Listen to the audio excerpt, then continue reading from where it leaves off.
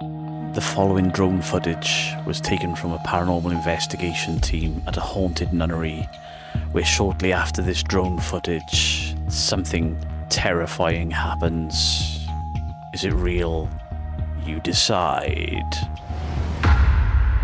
There is an entire corner of YouTube Paranormal at the moment that's showing the same stuff, doing the same things, but just wearing a different watermark hat. And you know the format. Ominous music from Epidemic Sounds. A voice speaking like every gap between a word is hiding behind a curtain. You decide. Or you're greeted with a clip that is filmed on a potato by some guy called Gamerboy420, puff puff give. And then the immortal words of, is this something paranormal? Or is it even more sinister? You decide.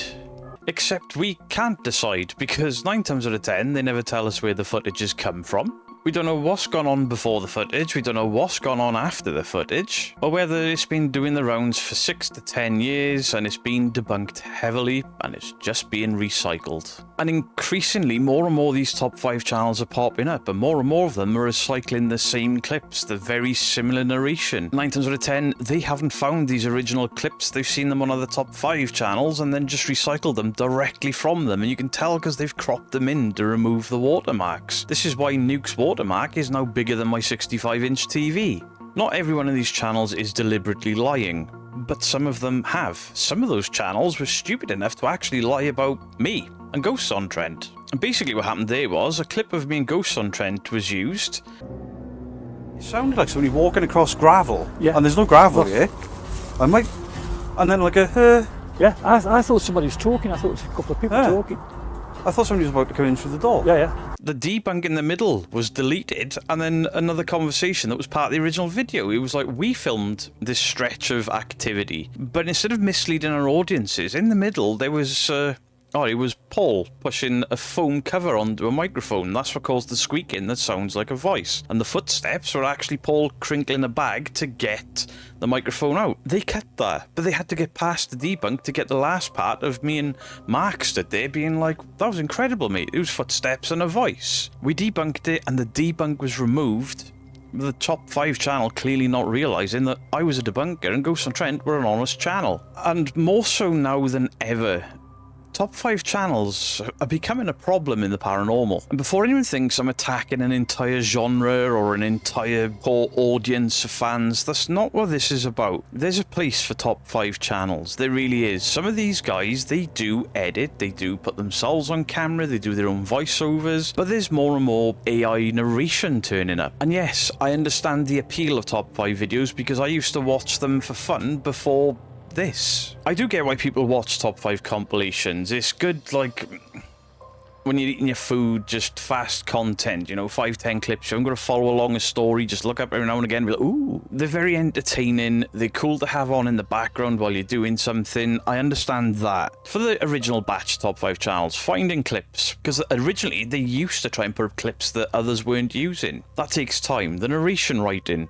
took time back then. It doesn't now, because a lot of them are using AI. Sound design, packaging. Now, as far as I know, Nuke was the first one with the Epidemic sound and that look and feel, but it's been replicated and replicated to the point where I replicated it for a laugh because I've been told I'm not allowed to react to certain channels, or you've got to wait 3 months, which is ridiculous. We'll get to that. And back in the day, and this is a plus and a negative, if you could get featured as a paranormal investigator on Nuke's top 5 or Slaptam, your subscriber count grew instantaneously massive. The problem was people then wanted to make it onto Nuke's top 5, so they were creating scary moments just to get featured, just to get the growth. That doesn't happen anymore. People are not growing off the back of top 5 clips for the most part. The top 5 channels used to get people discovered, but then people realizing they could get discovered meant they were faking things to make sure they got onto the top 5s. And a lot of that isn't happening anymore. It's just lazy ring doorbell footage. Ooh, look at this ghost caught on camera. It's your neighbor walking past the fence. She's just behind the focal point.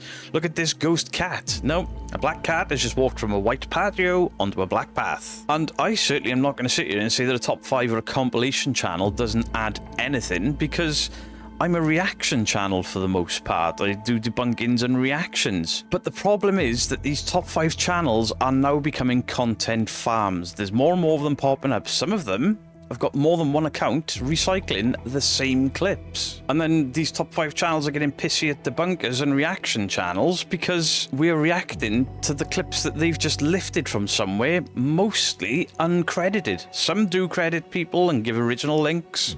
A lot don't. The investigations, they belong to certain teams, yet they're not credited, whether it's positive or negative. CCTV belongs to whoever, but they're very rarely credited. Or, sometimes, a movie is used, and those clips are never credited because you don't want somebody like me finding a movie clip that you've told people is a woman dying through a ghostly encounter. And sometimes the paranormal backstory, it's somebody else's work entirely that they've just used to make a creepy narrative. And that distinction is important later on in this video when we discuss the top 5 creators are somehow, for some reason, really defensive of their content. Theirs. So what spurred this video on is, I've been out here this morning, people do like it when I do top 5 debunking videos, or recently where I made my own top 5 but then there were debunks all the way through it, and I did it for comedy, I put on the voice and stupid AI graphics and stuff. And I was looking through channels and I was randomly stopping on clips to try and find 5 different clips to put into a top 5 just to rip apart. And I'm like, I'm clicking places and I'm like, this video was just on that channel and that video was just on that channel. And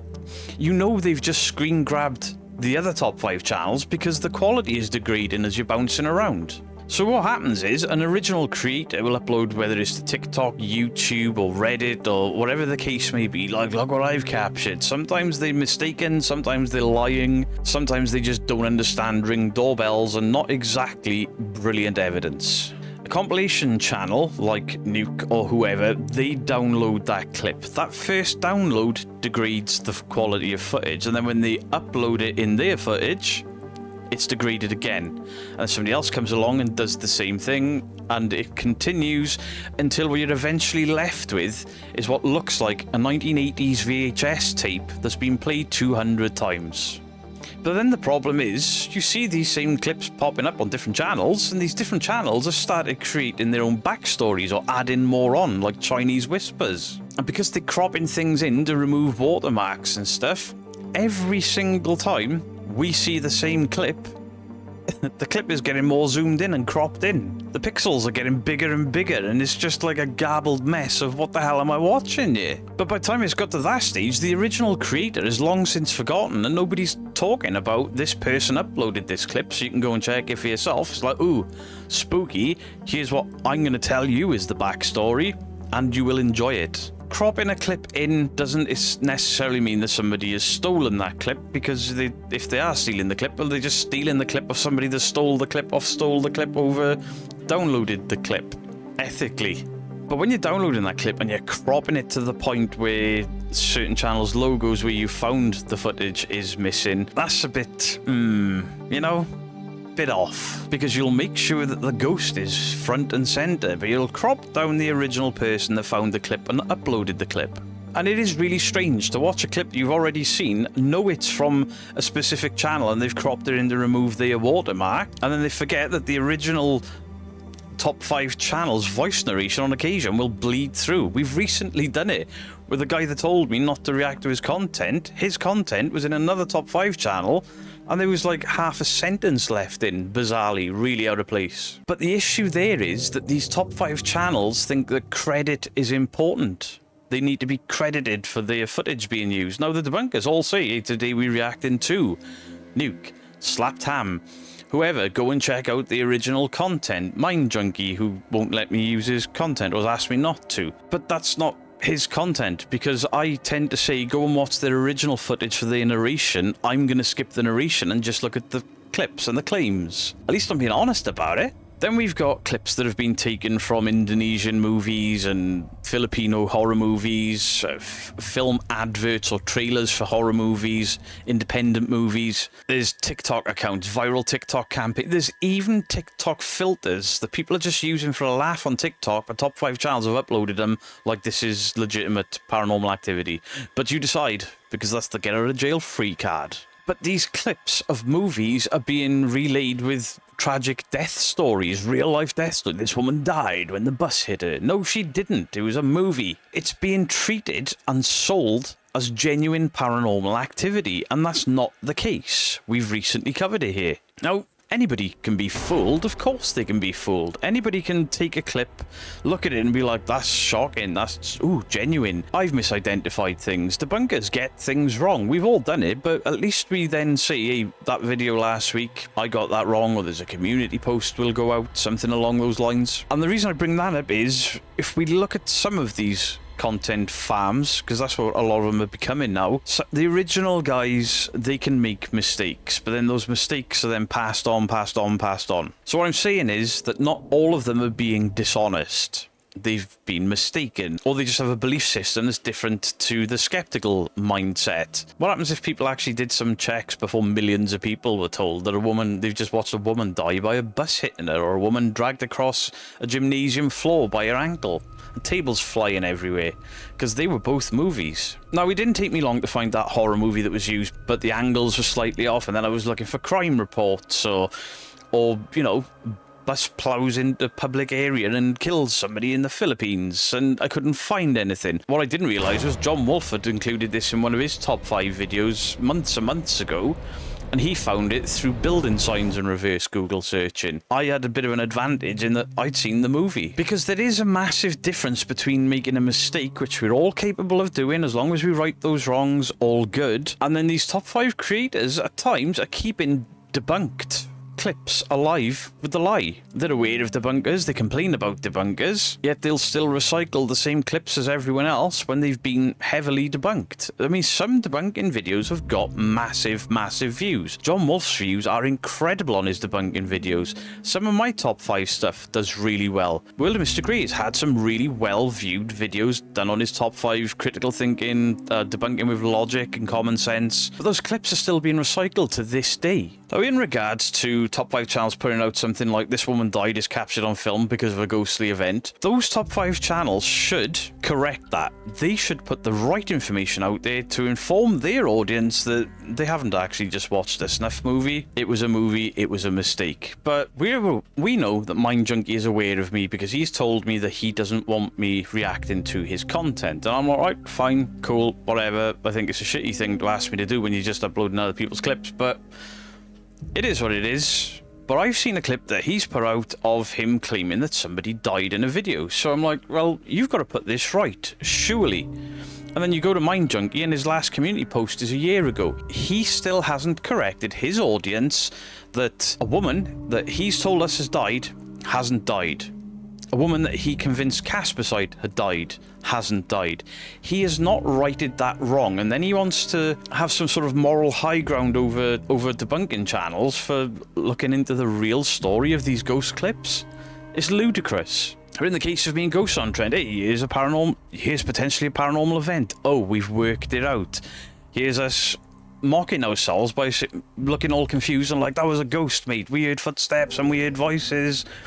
But it wasn't. It was Paul pulling a microphone out of a bag and putting foam on top of the microphone. But the top 5 channel removes that middle section, which is really important. They've changed the narrative of a debunker and a legitimate team of ghost investigators. How ridiculous is that? I want to use that to highlight that sometimes these clips are nowhere near as exciting as these top 5 channels make them out to be. They had their own spooky music, and they had their own sounds, and they had their own narratives. Bedroom bungalow is believed to be haunted, and frankly, after seeing this, I believe it. YouTube team Ghosts on Trent explores the place, and as they do, some hear a woman singing. Listen closely. Did you hear it? Later, they think they hear someone coming inside. That's what she said. So the initial issues is Ghosts on Trent will pride themselves on their videos looking and sounding really good. The hell is that? Ghostly singing. That ghostly singing was them talking, but you've done something to their voices to avoid copyright by the sound of it. Why have you done that? This video is from a year ago.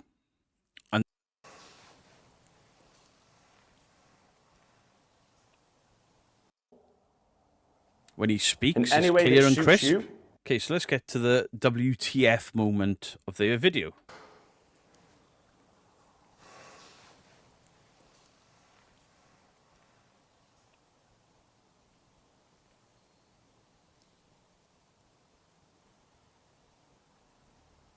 There were 2 knocks and a look.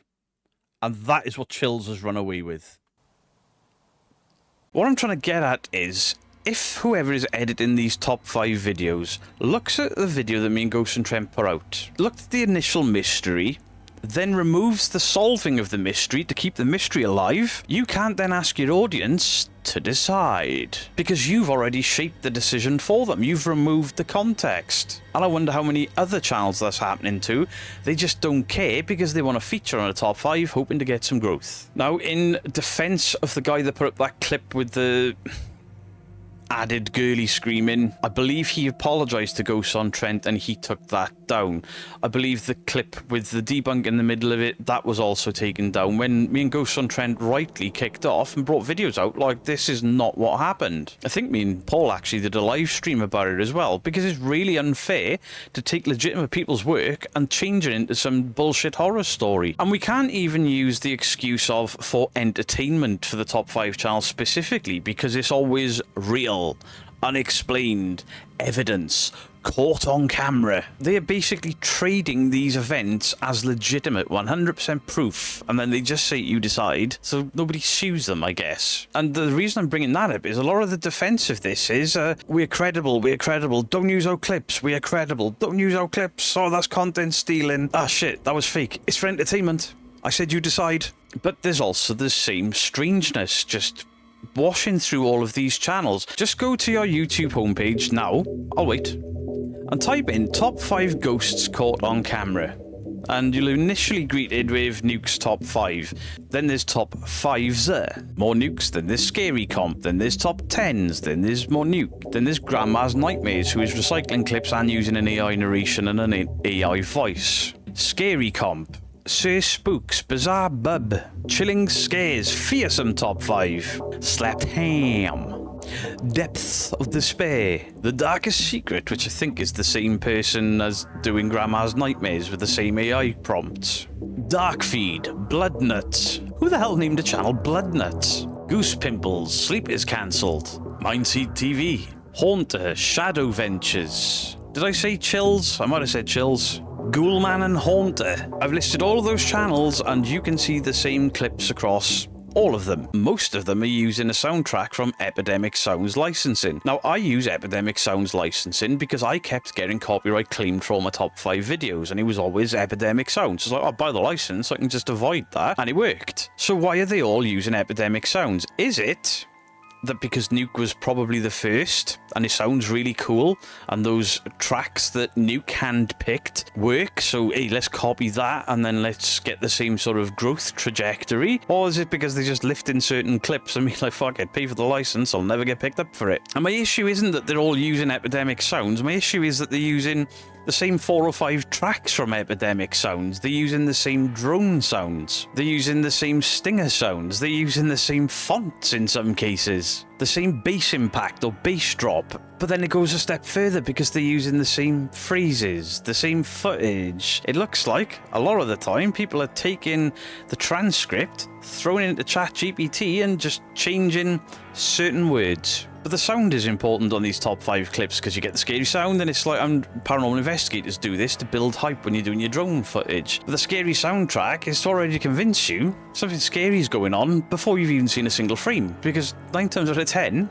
these clips sections, they just start with black footage and scary music. So they use the same music and it's designed to creep you and spook you and all of that sort of stuff. And it's designed also to make you interpret the clip a certain way with the music. And it does change the clips as well, because whilst I will use the creepy music, different creepy music for my drone footage and stuff over my drone footage or my B-roll and whatever, I don't do it over the actual investigation. I don't put music in my actual investigations because I don't want to mislead my audience into something's creepier than it really is. But when these top 5s do it, there's a compression issue that somebody is seen as a ghost but they've added like a spooky quiet to it and a bass drop when the screen cuts to black. A lot of them are using these really low frequency rumbles to unsettle you with sound. In other words, they are making these already fake or already movie clips, whatever the case may be, they're making them even scarier with sound design. And I've covered this before when somebody was getting kicked about and pushed over by ghosts, and I was like, hey, if you've got this low bass rumble and this haunting music, that looks really scary, but when I replace it with cartoon music...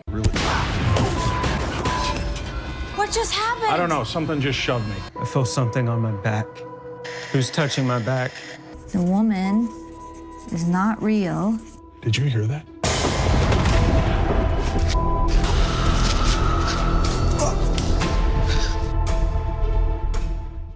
What just...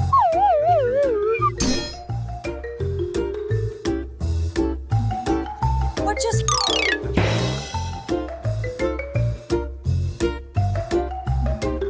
What just... I could record my kettle boiling and play spooky music over the top. In fact, I did it once as part of Help My House Is Really Not Haunted.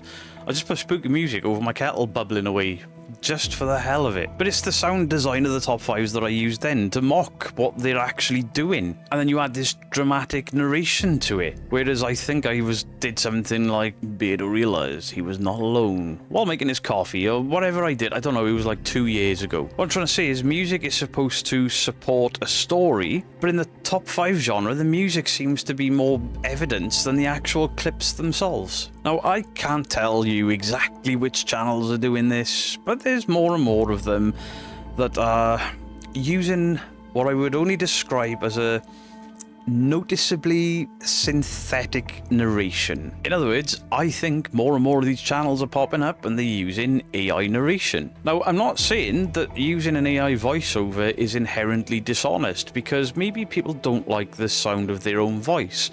Maybe they've got some sort of speech impediment. Maybe they don't speak the language that they want to release these videos in. Maybe it's just an editorial choice because they like the aesthetic of an AI voiceover. But the issue I have with the AI narration is you don't get any feeling from it. It's programmed. It's programmed to be creepy. It's programmed to be spooky or scary. Whereas with Slapped Ham, sometimes you can tell by his tone that he doesn't fully believe the clips. But then there's a question of accountability, because most of these channels are faceless.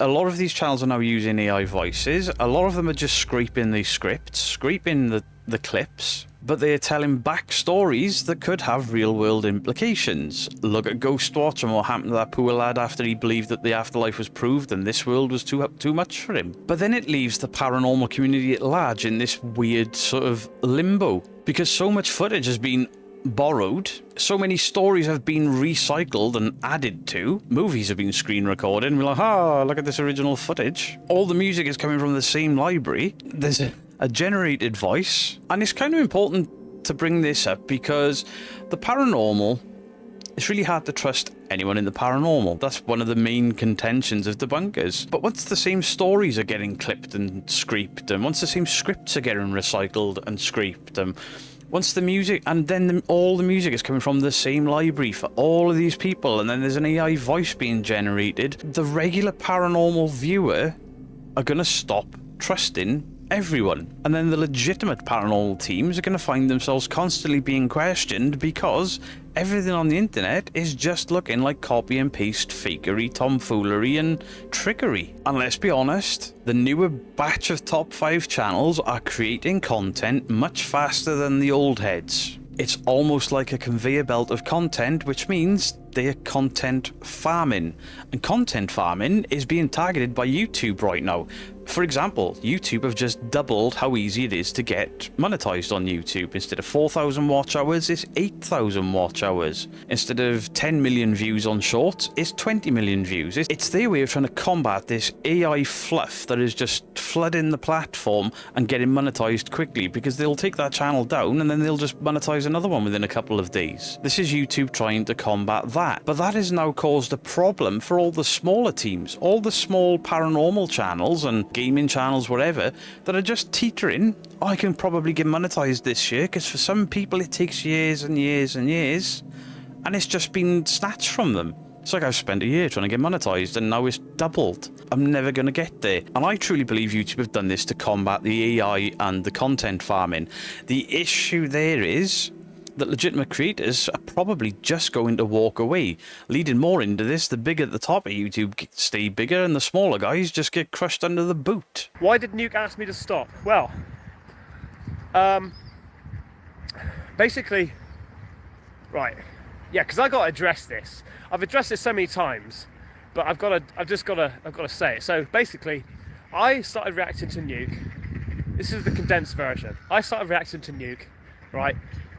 Really good. And then he followed me on Twitter. And then that clip right there, that was Caspersight a few years ago discussing why he can't react to Nuke Top 5, or why he has to wait 3 months, and just thought, F it, I'm just reacting to clips that you've reacted to just about. Now, Nuke would have had massive growth off Caspersight back then. Nuke was a bigger channel, but he would have had the growth of Caspersight. But the more popular Caspersight grew, the more Nuke was like, oh, people are going to watch him instead of me with recycled content. And that makes my brain itch. Now, to be fair, the copyright system is in place for a reason, and it is just abused by everyone. There is a legitimate problem with lazy content on the platform. People are just screen recording people's work and then re-uploading it without adding anything. That's what the copyright system is for. That's what it should be used to combat. So Nuke will put up 5 scary clips, you decide. Caspersight isn't saying, here's 5 scary clips, you decide. Caspersight is doing, these clips scare the shit out of me, watch me be really funny and dramatic and throw myself out my chair and shout things that make people laugh, you know, like a doodah diddly day and all of that sort of stuff. Caspersight has not only added to that content, but he's changed that content's reason to exist. He's there to get scared, and you can get scared with him, or you can laugh with him when he shouts, that's bollocks, mate, or the same thing that debunking channels are doing. Now, these top 5 channels could say, hang on, by you saying that this is all bollocks, I could lose viewership. People are not going to come to watch my original clips because you said it's all bollocks. But to tell Caspersight he can't react when people are going to go looking for more of these clips because maybe they want to be a reaction channel. Maybe they want to send stuff to Ben to react to because it's a good clip. So to a degree, these compilation channels, they have a right to object to their footage being used somewhat, because the original compilation channels, they put work in there. They use their own voices, they write their own scripts, they've got their own identity. There's a noticeable difference between Nuke and Slapped Ham in the way they present, the way they talk, but these other channels are all trying to replicate what Nuke's been doing for decades. But Caspersight's comedic reactions and then Debunker's transformative criticism, that's not just rebroadcasting old footage. We are adding, we are transforming the content. But the moral argument of the top 5 creators is kind of awkward at best, when all they're doing is taking other people's content and putting it into clips and then complaining like, you can't use my clips. They're not yours. They never were. You know, tell me if this sounds fair to you. Somebody goes out and makes content, or they make it in their house, they upload it to TikTok, they upload it to YouTube, a top 5 channel comes along, repackages it, monetizes it, all fair. But then when somebody reacts to that top 5 channel that have monetized somebody else's work, but monetizing their work, they get a bit pissy about it. Give me a 3-month grace period, or don't react at all. What's happened is, the person in the middle of content creator reaction, the guy in the middle has somehow decided he is in charge of both sides. That isn't fair. Basically, they borrow downwards and then enforce upwards. And I'm not saying that these finished compilation videos have no copyright issues, or every channel is automatically entitled to fair use by playing the entire video beginning to end, because that's not the case. Then you have to start doing your own research as a debunker, as a reaction channel, in what is fair use, what is transformative, and you've got to kind of look at the legal aspect of it to a degree. What I'm getting at is the hypocrisy of these top 5 channels to be like, there's no flexibility from some of them. Others just don't care. They never mention it. Slapped Ham, he wasn't pissed at us using the clips. He was pissed at us being party poopers. But that was very quick and said once and then moved along from. But it's very, very hypocritical for you to slate me or anybody else when you've just farmed clips from elsewhere. Especially when a lot of us debunkers, what we're doing is looking at those clips and then we are commenting and adding the real context to said clips. And this matters a little bit more than just copyright and creator drama. Most viewers are not going to be able to trace these clips back through 5 different watermarks and different amounts of compression to work out where the original came from and stuff. It's too much work. Trust me, I was looking this morning to see if I could find a clip that I could work back and show where it came from and then show the chain of events, and it was next to impossible. But then the general viewing public, the guys that just want to watch scary clips, they'll see that bus smash into a woman in a market and be like, I assume this is real because that channel would have verified these events, surely. Well, they haven't. And something else I want to bring up. Some of these creators speak with such confidence in their voice that they sound like they have researched. And the way they do things, they number them like it's going to get progressively worse. It doesn't. They're all dog shit. The phrase, sent in by a viewer, and you're like, no, you haven't. You've just looked for viral clips on TikTok. But you're suggesting there's a known source and we should all know. I mean, how many times the top 5 channel said this viral clip and all of the comments are saying this, and then when you go and find the original clip, those comments don't exist. Nobody's questioning it. In fact, there's people mocking it. But when 5, 6 or 7 channels are all putting up the same clip and the scary story gets scarier each time, well, it almost corroborates the story for the general public. But then what that means for the paranormal at large is the people are going to be far more skeptical because they will start to notice these trends. It then makes it harder to assess real footage because everyone assumes that everything is fake. Real investigators lose ownership of their own footage because it's happened. They lose control of their own narrative because it's happened to me. Explanations are then disappearing. Fictional material is getting passed off as legitimate death caught on camera by paranormal event. And the paranormal, because of all of that, then becomes just disposable entertainment, to the point where myself, John Wolfe, and other people that do top 5 debunkings and reactions roll their eyes and, oh, we've seen this one. Hey, we've seen this one. I saw this one last week. Oh my god. This was literally on a channel yesterday. There are a lot of people that want to take the paranormal and paranormal footage seriously. So we can't treat the origin story for these clips as an optional extra. We have to be more honest. Not we. These top 5 channels have to be more honest. Some of them do credit original creators. Fair play to them. I'm not going at them. I don't simply want to piss and moan about the top 5 channels. That's not what this is about. I'm not saying they've got to disappear. That's not the case. The format can be improved. You know, a reasonable compilation channel, you can still scare your audience and use the same spooky sounds that you've used for a decade. That's absolutely fine. You were the originator, I guess. But link the earliest version of the clip you can find. Try to trace this back. No, it's not easy, but still, that's the right thing to do. If you're going to say this woman died because of this paranormal event, verify it. I think they should also include known explanations. Now, to be fair, some of these guys are doing it. Some of them are saying that could be camera artifacting. That could be an editing process. I can't see a wire, but it doesn't mean there isn't one there. That's fair enough. But they should all be doing that. When you're called out for uploading a clip of somebody dying and it turns out that it's a movie, write that wrong. And if you are going to use another top 5 channel's videos in your top 5 channel, don't crop out their watermark and try to make out that you've researched something that you haven't. Tell people when a source can't be verified. And more importantly, apply the same standards to yourself that you want to apply to debunkers and reaction channels. If you want fair shoutouts, if you want time periods and gaps, then you do the same, because I have seen numerous top 5 channels say, oh, you can't react to this until it's X amount of months old or weeks old, whatever, yet they're putting up a viral TikTok clip from yesterday themselves, and sometimes without credit. And it won't hurt your channel, it won't hurt your top 5 clips for people to be able to know where the ghost clip in the first place come from. And just to say, and just to be able to say, we couldn't verify this, I can't find the original source, that's far more honest than just creatively inventing a backstory. So to wrap this up, top 5 channels did not invent fake paranormal footage. They just distribute it. And not every top 5 channel is guilty of everything discussed in this video. But this format has become a washing machine of misinformation. A movie scene goes in the washing machine, the source disappears, the watermark gets cropped, a frightening backstory is added, and then the same familiar music starts again. And then you take it out if the machine is almost unrecognizable with a label on it saying, unexplained. And another channel downloads that, and the cycle repeats itself. They've turned it into a laundromat. These guys are removing original sources, they are removing the creator names. People are removing explanations, we've seen it happen. And occasionally they're removing the fact that it came from a bloody film. Basically, they're saying, you decide, without giving us enough information for us to decide. What you're doing is only giving us enough information to keep the general public watching and coming back for more, but then getting pissed off when people point out that's not how it works. But then getting pissed off when people point out that could be fake, you know. That could be a wire, or that is a wire. And this is why top 5 channels have become a problem. They're content farming, but not only are they content farming, now YouTube are actually combating against content farms.